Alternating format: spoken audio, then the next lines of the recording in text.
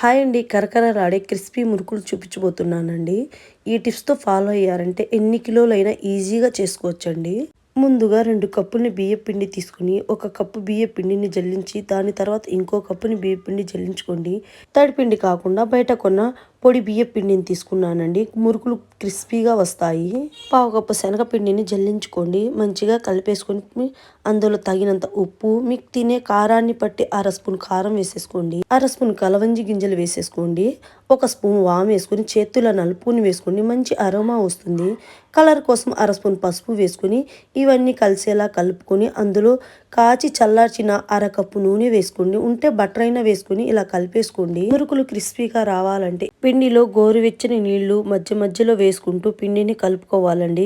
అలాగని గట్టిగా కలపకూడదు, జారుగా కలపకూడదండి. ఇలా సాఫ్ట్గా కలుపుకోవాలండి. పిండిని నానపెట్టాల్సిన అవసరం లేదండి. ఇలా రెడీగా పెట్టేసుకుని